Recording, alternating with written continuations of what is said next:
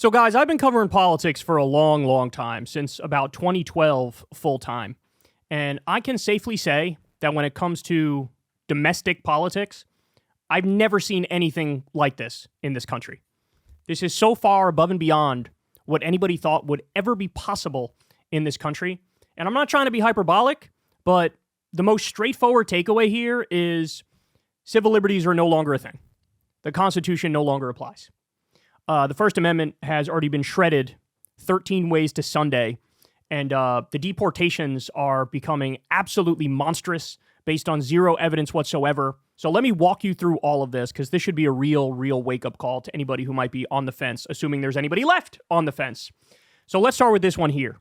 Pro-Israel group says it has deportation list and has sent thousands of names to Trump officials.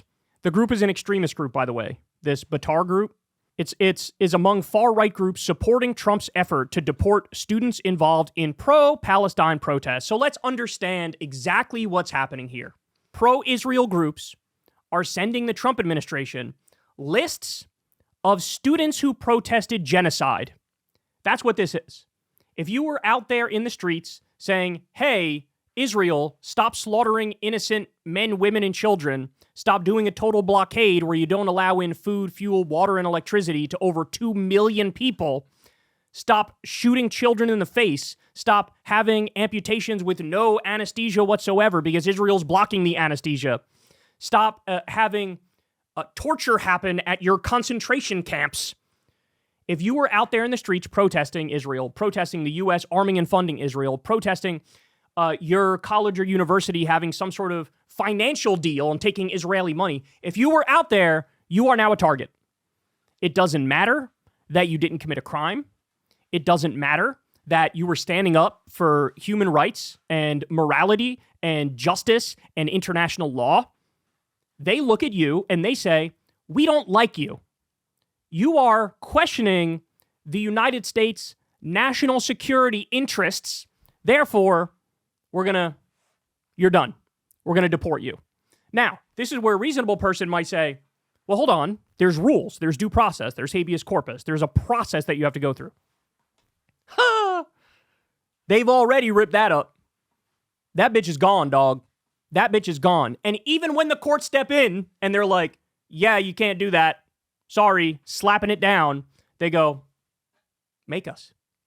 All right, I'm getting ahead of myself. We'll get to that in a little bit. Now let me show you this. Ready? Columbia University students who occupied campus building during pro-Palestinian protests expelled, suspended, or have degrees revoked. Now, I don't mean this lightly, and I'm not trying to be cute here, but as of right now, these are the lucky ones. What's happening to them is egregious. It's wrong, but they're the lucky ones right now. Because my guess is ICE is chasing down a lot of these people as we speak to illegally deport them, illegally arrest them and deport them. Deport them if they're lucky, send them to a literal fucking slave labor camp if they're not. Columbia University students who occupied campus buildings in the anti-genocide protests expelled, suspended, or have degrees revoked. I don't know if I've ever even heard of that. Having your degree revoked because you care about morality and humanity and ethics and justice and innocent men, women, and children in Gaza getting bombed to smithereens. I told you, man, we're through the looking glass now. We've crossed about 17 big, bright red lines, and there's no going back. All right, as we keep going here, you'll see it'll get darker and darker. On Friday, the Trump administration tortured a man from New Hampshire. Fabian Schmidt, a legal U.S. resident, an electrical engineer, a father, was detained at Logan Airport. They stripped him naked, denied him food, water, and medication, threw him in a cold shower. To this day, the DOJ has not filed charges against him. Why? To coerce him into giving up his green card. A man with no ongoing legal issues, a legal resident of the United States just trying to go home. Third world behavior, it's cruelty for cruelty's sake. It's a warning shot to every immigrant, every student, every doctor, and engineer who might want to come here. You are not safe.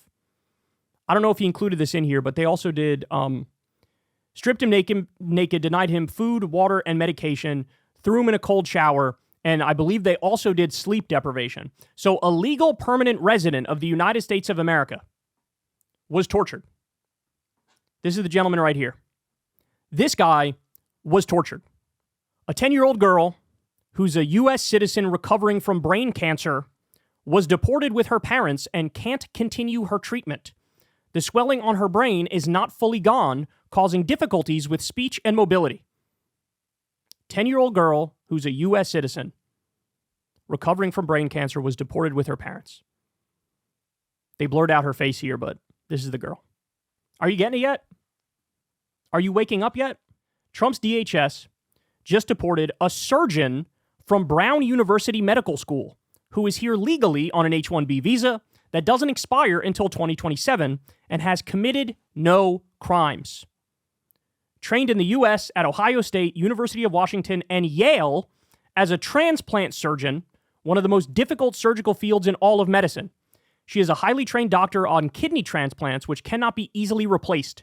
Her phone was seized at the border. A federal judge handed down an injunction against her deportation, but she was already deported on a plane en route to Paris. Brown's kidney transplant clinic is now strained by her deportation. Is America great again yet?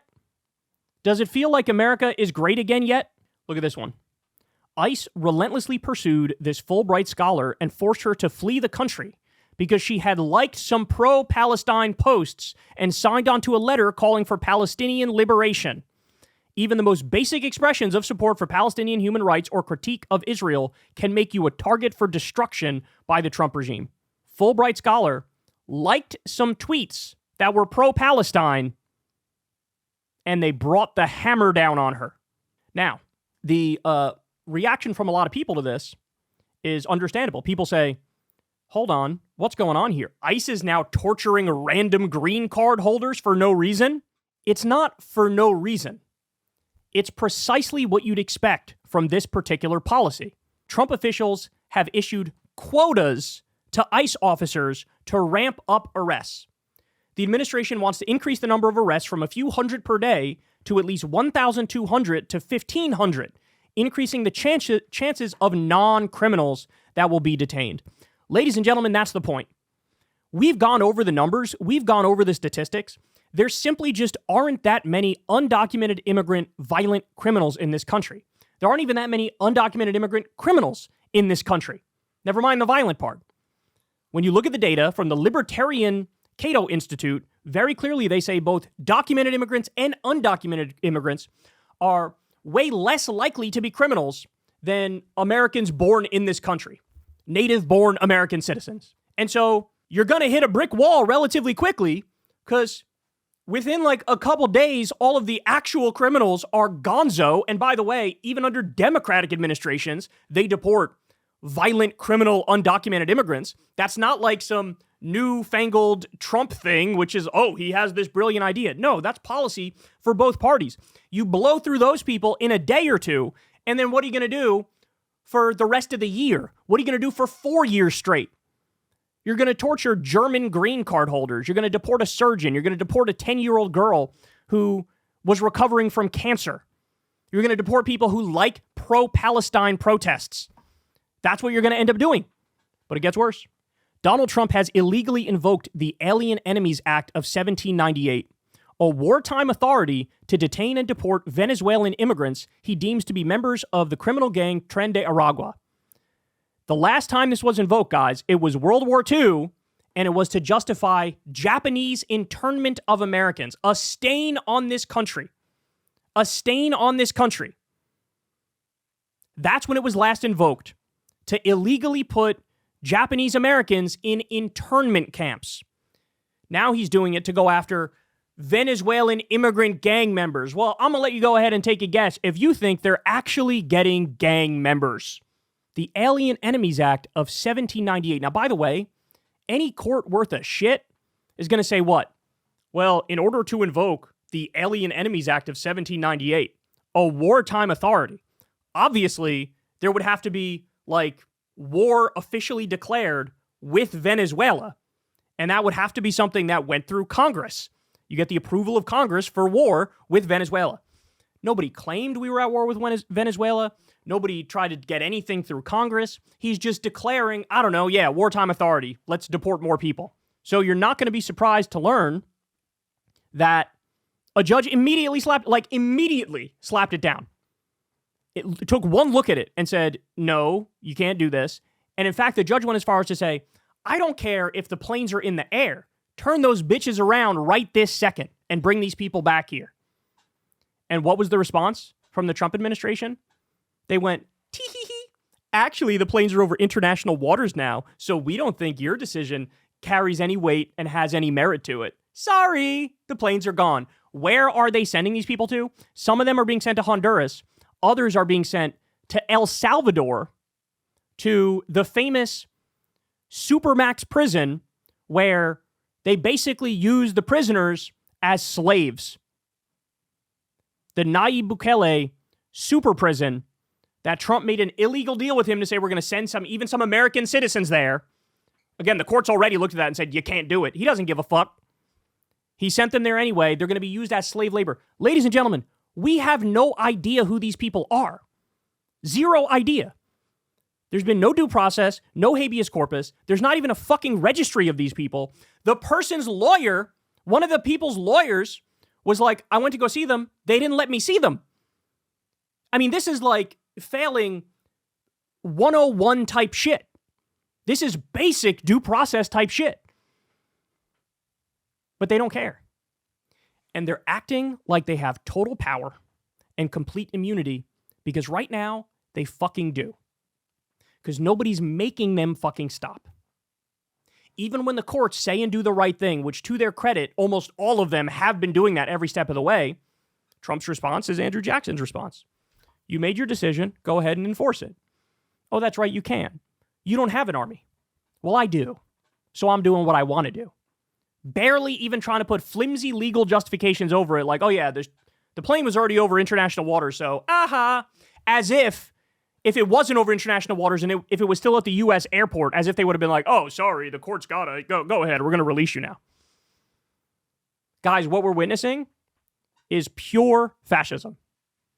I look back on the debate, the 2017, 2018 debates where there would be liberals being like, I don't know, man, I think he's a fascist, or lefties saying, I don't know, I think he's a fascist. And I'm sitting there like a fucking moron, like, man, there's not really enough evidence for that yet. I don't know, maybe that's a little strong. You want to say authoritarian, that makes sense, but fascist might be a little too much. I look back at that with horror. The harshest critics of Donald Trump from day one were the most correct, and at this point, that is absolutely undeniable. And if you support this, again, I want to reiterate this, you support fascism. There's no ifs, ands, or buts about it. You are a fascist if you think this is good. Let me give you this one. The DOJ, Department of Justice, is arguing that the president can unilaterally deport anyone he wants without any statutory authority. Another way of saying that is Trump saying I could deport anyone I want and it doesn't matter what the law is. Just on his inherent authority as president over national security. That is a terrifying claim to make and has never been recognized before in U.S. history. So again, what we're looking at here is not just fascism. It is anti-American, and it's against the best parts of America, right? Rule of law, due process, habeas corpus. Everybody gets their day in court. This is un-American in the worst possible way. That's what we're witnessing. And so when the White House tweeted the other week, Trump wearing a king's crown, and when Trump said only I can determine what the law is, not the courts, they fucking meant it. And they're acting like it. And what I need everybody to do is wakey. You got to wake up.